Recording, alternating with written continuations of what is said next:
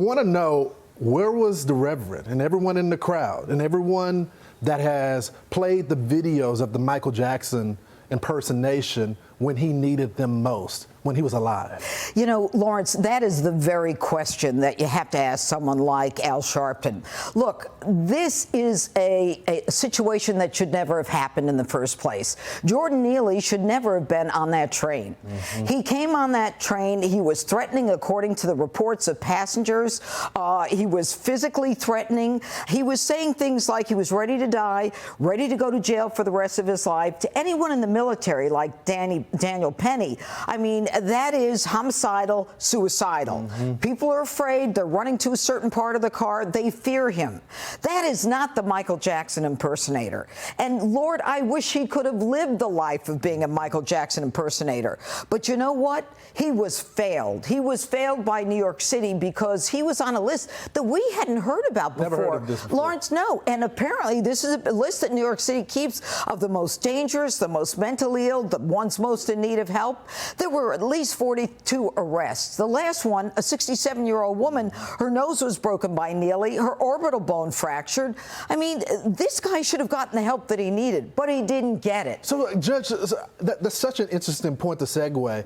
We know that there's probably going to be a civil case after this criminal case, and we know his family is probably going to sue Daniel. If the city knew, didn't they have a duty to intervene? Shouldn't they be the ones sued that they failed to provide services to a person that they were tracking all along?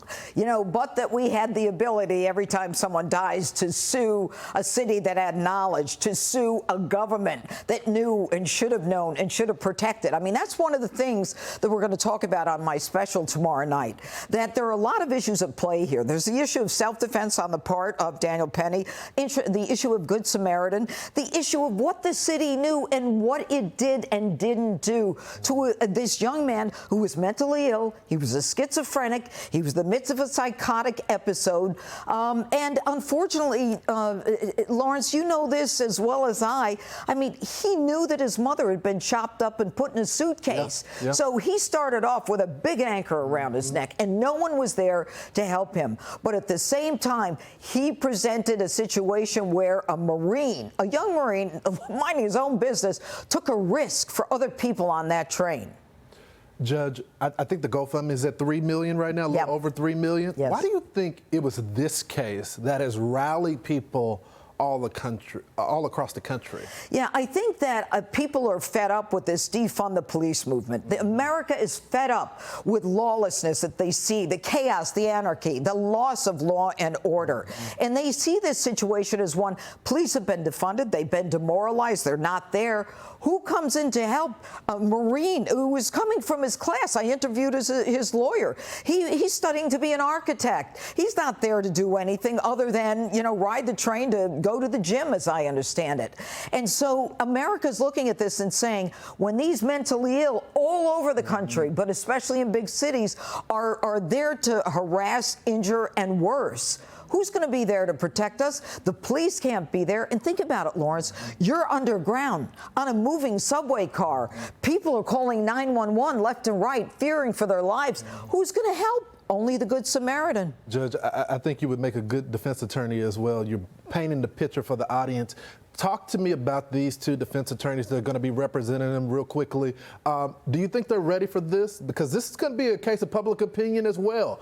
Do they have the tools necessary, the experience to defend this Marine? Yeah, both of these prosecutors are veteran prosecutors, and they are also veterans. And if you listen to Steve Razor and Tom Kniff, both of the comments that they've made are comments that cut right to the quick of this within days of this happening. They understood what it meant. They understood what was at stake, and they are passionate about representing this Marine. They also want to protect this Marine. They don't want to be in a situation where they throw him out there and, let's just be famous on this. That's not who these lawyers are. I know them. I've known them for many years.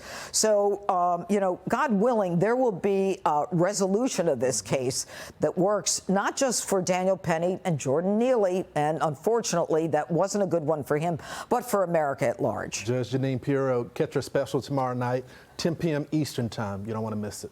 Hey, Sean Hannity here. Hey, click here to subscribe to Fox News YouTube page and catch our hottest interviews and most compelling analysis. You will not get it anywhere else.